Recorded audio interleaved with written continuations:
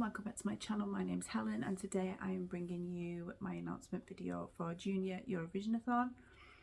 Eurovisionathon in general is a readathon that I run every year around April and May to fit in with the Eurovision Song Contest. I love Eurovision, I love to read books, so I just thought I'd combine the two. However, last year for the first time I decided to do a mini version around November time just because I was missing the regular version and I didn't want to wait a whole year till April.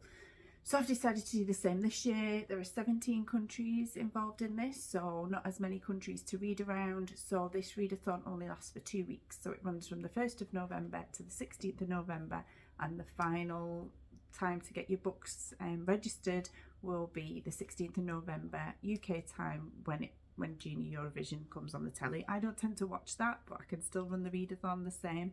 So yeah, I'm excited about this. So I will put up a form for you to register if you were taking part, and then later on I will put up a form for you to register each of your books as you read them. There is no page count. We want everybody to feel like they can get involved. The books just have to relate to the country in some way, so it can be set there, the author can be from there, one of the characters can be originally from there. Just any way that you think it fits, just please include it. We have a Discord, so if you want to be involved in that, ask me and I will add you to it. Yeah, and I think that's everything in terms of the readathon. I don't think I've missed anything out. I've got lots of videos from past Eurovisionathons and the last Junior Eurovision, so if you wanted to watch back those videos, you can find out more information there too. Also getting ideas for books that you can read for those countries. I have got books together of what I will be reading for each of those countries, and I'll just mention them here. I'm not going to do a separate TBR video. However, as it's Halloween and we are in, well, it's coming up for Halloween and we are in October, I'm wearing my Hocus Pocus jumper.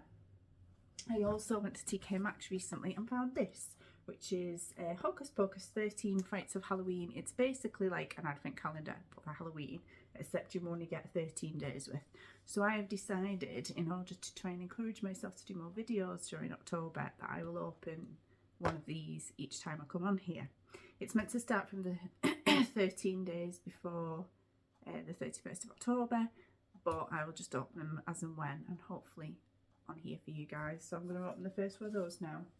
But also just wanted to show you how lovely is my cactus mug that I picked up the other day. I got this for 87 pence at Asda and I am thrilled. So excuse me in between if I take a drink.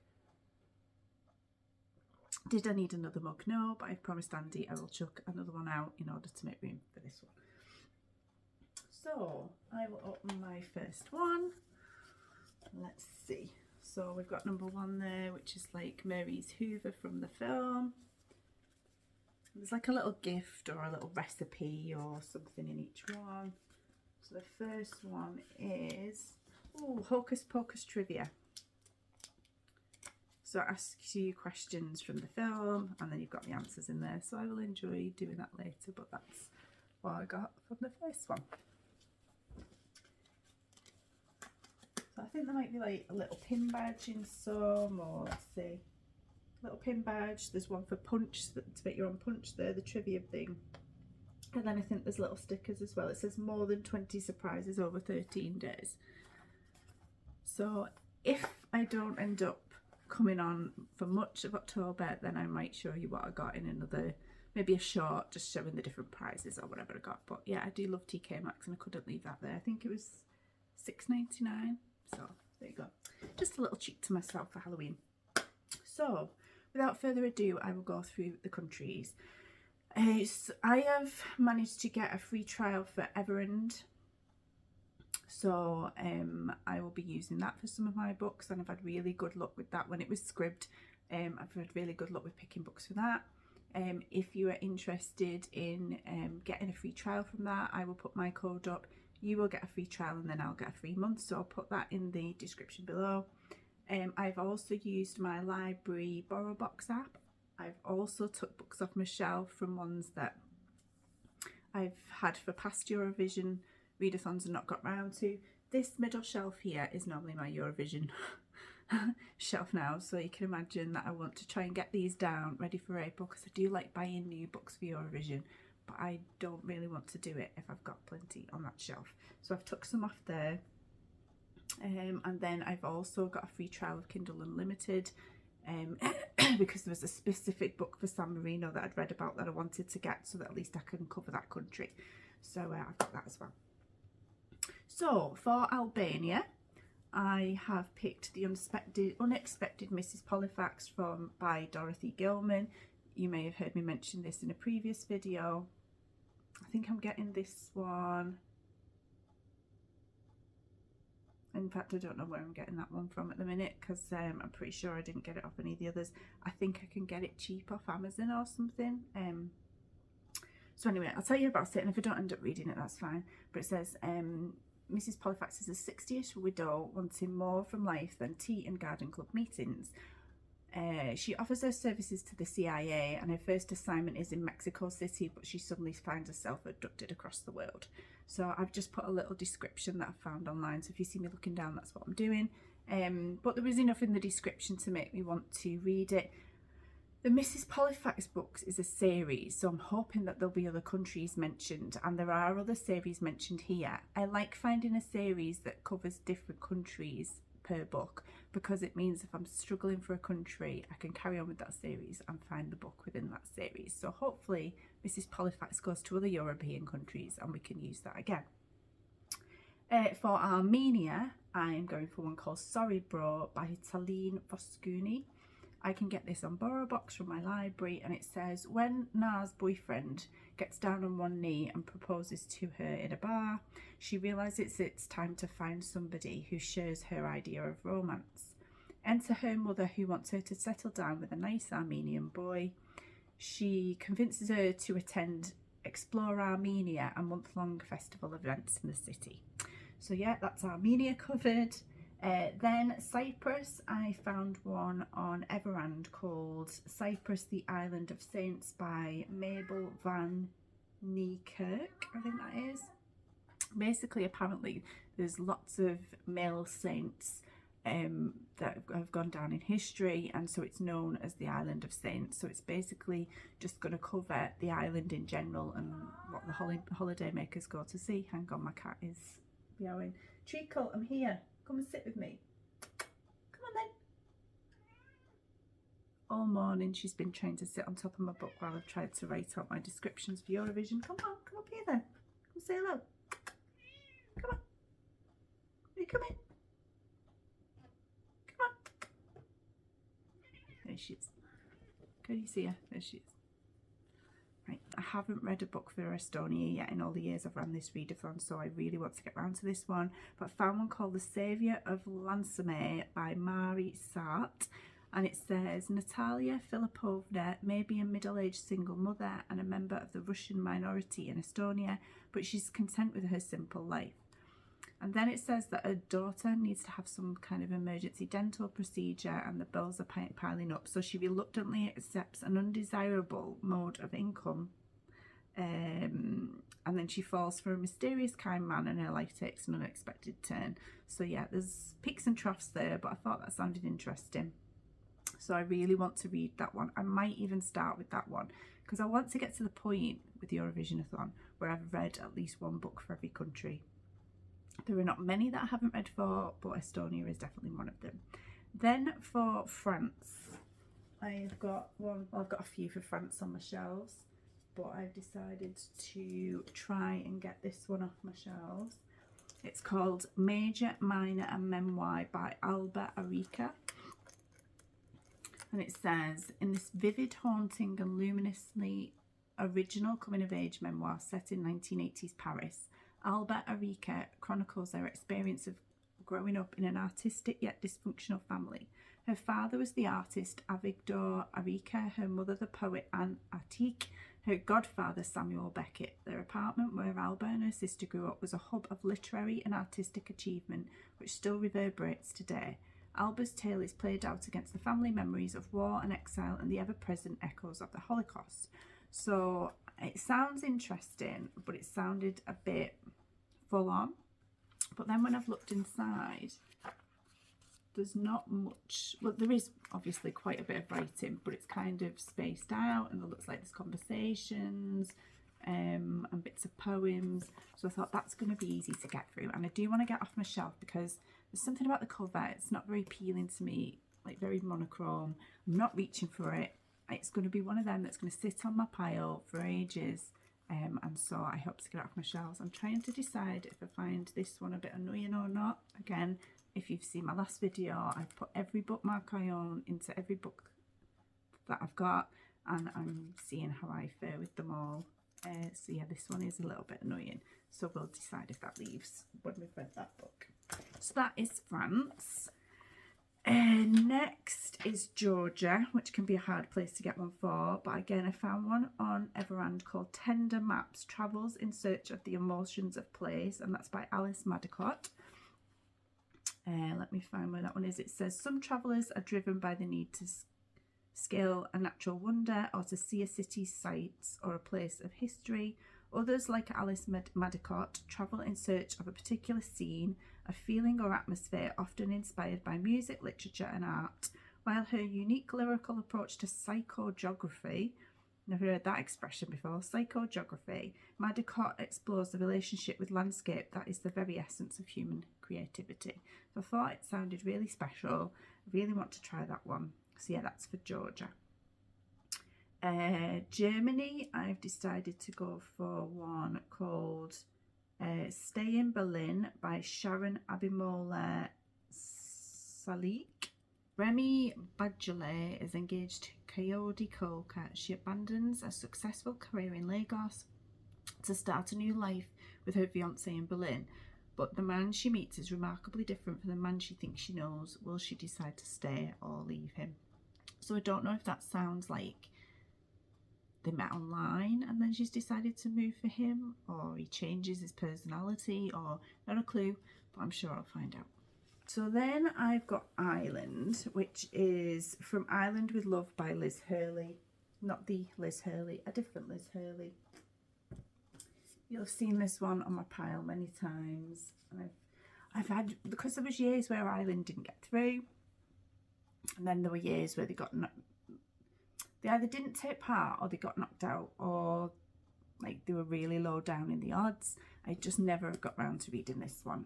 So it says, Nick Byrne is the sensible one of the 5 Hiverton sisters, independent, motivated and successfully running her own business without using her family estate to give her a leg up.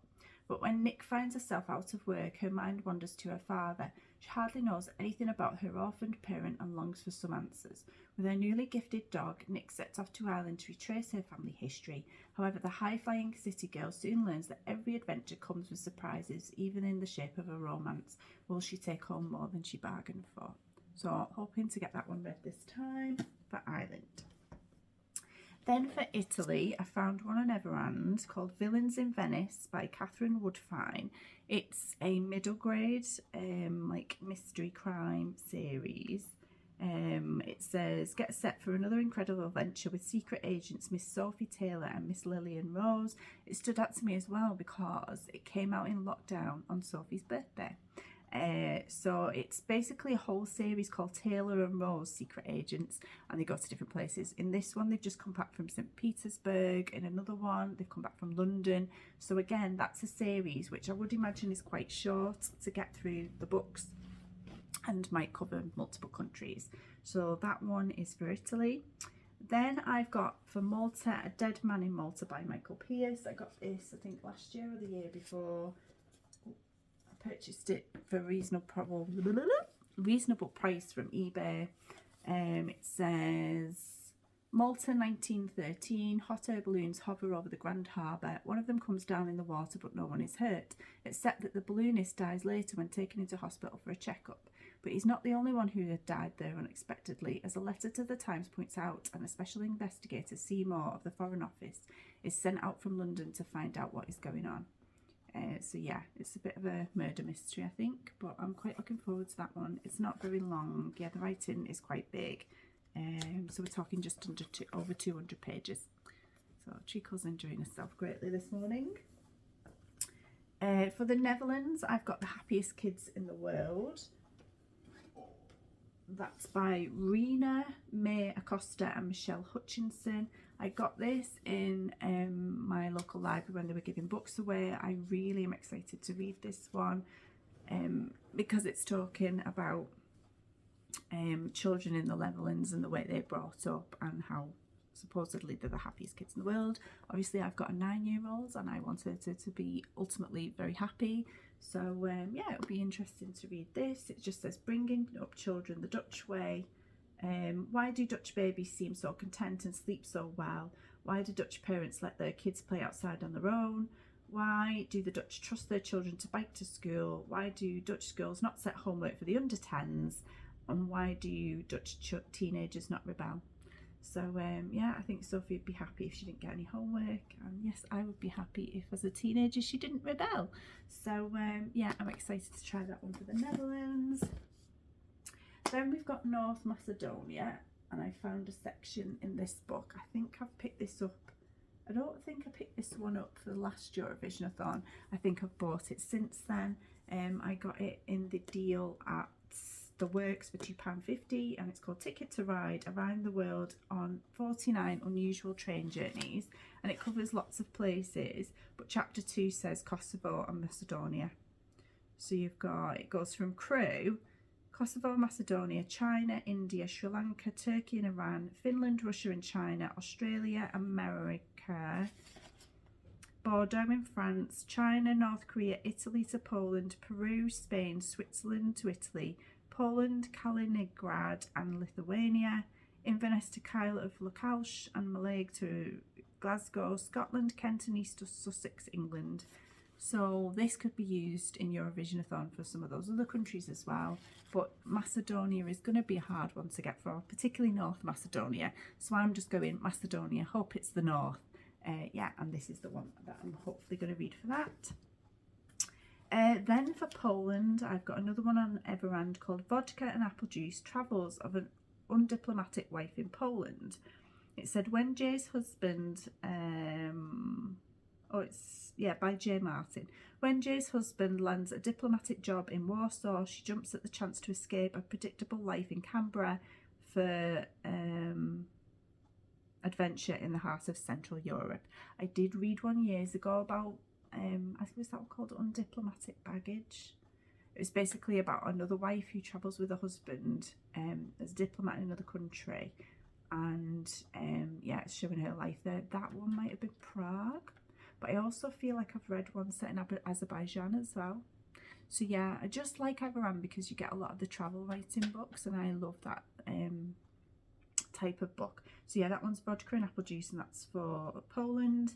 For Portugal, another one on Everand called Francie, again, Adventures in Portugal. This is by Emily Hahn. This is like a coming of age story. So again, it will be quite short, but it says, after a sojourn in England, Francie strikes out on her own, but this time she's not reluctant to do it. Her goal to become a famous artist. As she's developing her skills at art school and her Portuguese, she soaks up the seducing European culture and indulges in a bit of romance along the way. So these Francie books, or Francie Again books, another series that are set in more countries, and so I'm hoping that if I like it enough and they're quite short, I can pick it for future Eurovisionathons as well. San Marino, I've got a book that I've mentioned multiple times, never got round to, just because I don't think it's my kind of book, but I don't think it's going to be very hard to get through, and there's multiple in this series. Well, I mean, there's the ones that I could see were up to 60, so I think they're self-published and you can get them on Kindle Unlimited. The series is called Around the World in 80 Men. That's by Brandy Ratliff. The San Marino, it just says, Morgan spends some more time with a few of her favourite people in London, but she's ready to get back to work. She and Sebastian take a long trip across Europe, but it's worth it when they arrive in San Marino. And then there's a Cyprus one as well. So if I don't fancy that Cyprus book that I mentioned, and this one's quick and I can bear the content, then I will probably try the Cyprus one as well. So they were both through Kindle Unlimited. Then we have Spain, and I've gone for one that I found on Everend called Driving Over Lemons, An Optimist in Andalusia by Chris Stewart. And it says, meet Chris Stewart, the eternal optimist, a man who flies to Spain, sees a peasant farm the wrong side of the river, and with scarcely a second thought hands over a cash deposit, and then finds he has acquired not just the farm, but the farmer too, who has no intention of leaving. And I think at one point they have no running water, no bridge to get to it, and it's him and his partner. They buy some sheep. Yeah, it sounds interesting. So there's that one. And then finally for Ukraine, I've gone for Two Caravans by Marina Lewiczka, I think it is. I read the short history of chapters in Ukrainian and really enjoyed that one. It sounds like this is a bit slapstick as well. It says, a beautiful summer's evening in a Kent field, and around their two caravans, a group of strawberry pickers celebrate a birthday. But what lies behind the buy one get one free offers at your supermarket? And who picks your strawberries? Two Ukrainians, Irina just off the coach from Kiev, and Andrei, the miner's son from the other Ukraine. The Poles, Tomas and Yola. Two Chinese girls, Manuel, the round-eyed 18-year-old from Malawi, and although he can't pick strawberries, there's also the dog. So yeah, that sounds quite good as well. So yeah, they're my 17 books, but this is, as always, subject to change. There's quite a few in here who are quite short, a couple, or at least 2 or 3, under 100 pages, which means I should get through quite a few. I really want to get through these 5 that are on my shelf so that they can be on hold then. And then I've got a shorter pick for next Eurovisionathon. I want to get to the point where I'm pretty much empty here, or I've only got ones that I'm desperate to read, and then I can pick new ones that I am interested in. So yes, so if you would like to join, follow me personally on Instagram, and I'm on Twitter as well, but I've also got a specific Eurovisionathon account on Twitter. We have a Discord, so reach out to me and I'll add you to that. Yeah, and if you go on hashtag Eurovisionathon on Instagram and Twitter, you will find people have posted about books that they've read in the past. I've always, leading up to the main Eurovisionathon, done a countdown where on the flag of that country I have listed books that other people have read or that I've read in the past. So you'll find probably a book for every country. If you're struggling to find something, let me know and I will give you some suggestions based on what other people have read and what I've read in the past, because I've got spreadsheets of books from 2020 till now, of books that people have read for each country.